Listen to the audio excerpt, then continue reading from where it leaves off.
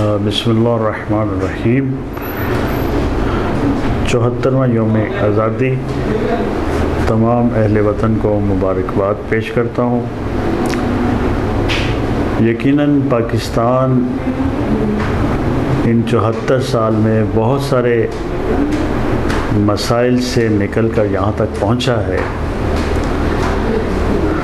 قائد اعظم محمد علی جناح جس فکر اور جس نظریے کے تحت اس ملک کو بنایا تھا وہ واضح تھا، اور اس میں قائد اعظم نے یہ واضح کیا تھا کہ مسلمان جو ہیں ان کی الگ وطن ایک ضرورت ہے،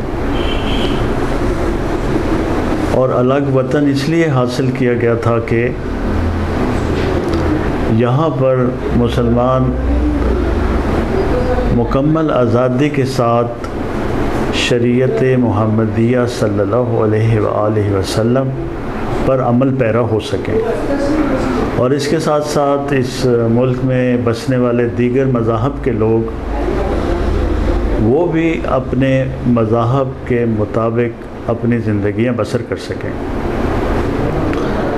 پاکستان کے بارے میں یقیناً قائد اعظم محمد علی جناح کا جو خواب تھا، جو جدوجہد تھی، وہ اس لیے تھی کہ مسلمانوں کو ایک علیحدہ شناخت دی جائے اور ایک مثالی ریاست قائم کی جائے جس میں شریعہ اسلامی کو نافذ کر کے دنیا کو دکھایا جائے۔ بدقسمتی سے جب سے پاکستان وجود میں آیا، آج اس کو 74واں یوم آزادی ہم منا رہے ہیں، لیکن پاکستان کو مختلف حیلے اور بہانوں سے، مختلف سازشوں کے ذریعے اندرونی اور بیرونی دشمن نے ہمیشہ نقصان پہنچانے کی کوشش کی،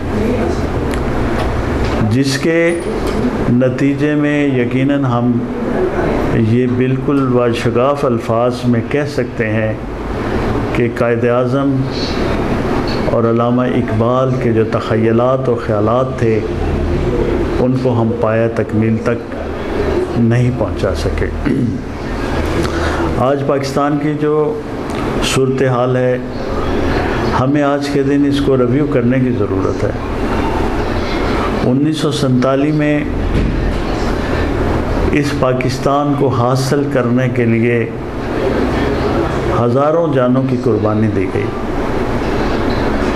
ہزاروں عصمتیں اس ملک کے لیے قربان ہوئیں، ظلم و بربریت کا ایک بازار گرم ہوا، تاریخ کا بدترین ظلم مسلمانوں پر کیا گیا جب وہ انڈیا سے ہجرت کر کے پاکستان کی طرف آ رہے تھے۔ یقیناً یہ چیزیں سب لوگ جانتے ہیں، لیکن شاید وقت گزرنے کے ساتھ ساتھ ہم اس تکلیف اور احساس میں کمی محسوس کر رہے ہیں۔ چاہیے تو یہ تھا کہ ہم اس عبرتناک ظلم کو ہمیشہ یاد رکھتے اور اپنی قومی شناخت کو برقرار رکھتے، لیکن آج بدقسمتی سے مجھے کہنا پڑ رہا ہے کہ 1947 میں قوم تھی، ملک کا وجود نہیں تھا، وطن کا وجود نہیں تھا۔ آج وطن کا وجود موجود ہے اور قوم کہیں نظر نہیں آتی۔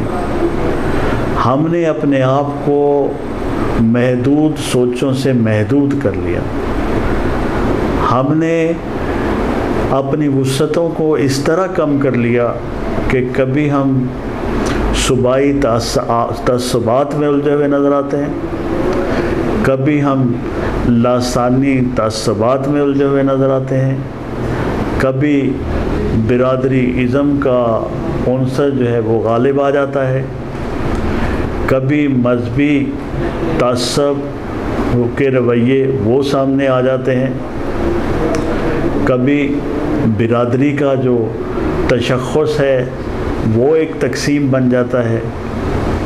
تو یعنی مختصر بات یہ ہے کہ ہم تقسیم در تقسیم یعنی قوم سے گروہ در گروہ بن گئے، اور اسی وجہ سے اس پاکستان کے اندر کوئی بھی حکومتی نظام کامیاب نہ ہو سکا۔ اگرچہ اس ملک میں بہت عرصہ ماشاءاللہ بھی رہا اور جمہوری حکومتیں بھی آتی رہیں، لیکن یہ ایک ڈیبیٹیبل چیز ہے کہ اس ملک کو ترقی کس نے دی، اس ملک کو صحیح سمت میں کون لے کے چلا۔ یہاں پر جو ہمیں نظر آیا ہے وہ تو یہ ہے کہ ملک حب الوطنی کہیں نظر نہیں آتی، بلکہ شخصیت پرستی اور شخصیات کی حکمرانی نظر آتی ہے، اور قومی رویہ بھی ایسا ہی ہے کہ جس نے جس کو اپنا مان لیا، سمجھ لیا، اب اس کے غلط رویوں پر بھی وہ اس کا دفاع کرنے کے لیے تیار اور آمادہ ہے۔ جب تک ہمارا یہ قومی رویہ چینج نہیں ہوگا، جب تک ہم میرٹ کی بنیاد پر فیصلے نہیں کریں گے، جب تک عوامی شعور اس سطح تک بلند نہیں ہوگا کہ وہ ملکی مفادات کو سمجھ سکے اور اقتدار حاصل کرنے والوں کے عزائم کو جان سکے اور یہ تجزیہ کر سکے کہ جو صاحب اقتدار ہیں انہوں نے ملک کو کیا دیا اور انہوں نے اپنی ذات کے لیے، اپنی برادری کے لیے یا اپنے دیگر ان کے لیے کیا کیا۔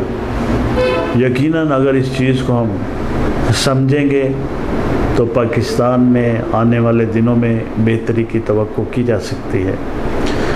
پاکستان الحمدللہ ایک ایسا ملک ہے جس میں وسائل کی کمی نہیں ہے، جس میں نیت کی کمی ہے، جس میں ہم یہ دیکھ رہے ہیں کہ اللہ تعالیٰ نے اتنی نعمتیں رکھی ہیں کہ ہم ان کا شمار نہیں کر سکتے۔ ان نعمتوں کے باوجود ہم اللہ پاک کا شکر ادا کرنے کے لیے تیار نہیں ہیں، اور عوامی سطح پر بھی یہی رویہ محسوس ہو رہا ہے کہ لوگ چھوٹی چھوٹی چیزوں کو بنیاد بنا کر اپنے ہی ملک کے خلاف باتیں کر رہے ہوتے ہیں اور دوسرے ملکوں کی مثالیں دی جا رہی ہوتی ہیں۔ تو یقیناً یہ رویہ، یہ قومی رویہ نہیں ہے، یہ شخصی رویہ ہے۔ اس کو قومی رویے میں تبدیل کرنے کی ضرورت ہے۔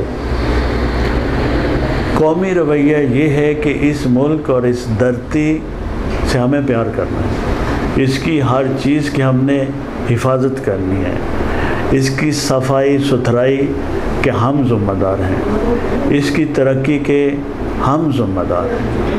ہمیں یہ نہیں کرنا چاہیے، ہمیں یہ نہیں کہنا چاہیے کہ پاکستان میں ایسے ہوتا ہے، پاکستان نے یہ کیا، پاکستان نے وہ کیا۔ ہمیں آج سے اس انداز میں سوچنا چاہیے کہ ہم نے کیا کیا، ہم نے اس ملک کو کیا دیا، ہم نے اس پاکستان کے لیے اپنا کتنا حصہ ڈالا، کون سی ہم نے کوشش کی ہے کہ اس ملک کو عزت و توقیر کی طرف لے کے جا سکیں۔ اگر ہم نے کچھ نہیں کیا اور صرف تنقید کی ہے اور سوال اٹھائے ہیں تو یہ بھی ایک قابل افسوس رویہ۔ آج پاکستان جغرافیائی اعتبار سے دنیا کا اہم ترین ملک بن چکا ہے، اور دنیا کی، خاص طور پر مسلم دنیا کی بہت ساری امیدیں اس دھرتی سے وابستہ ہیں،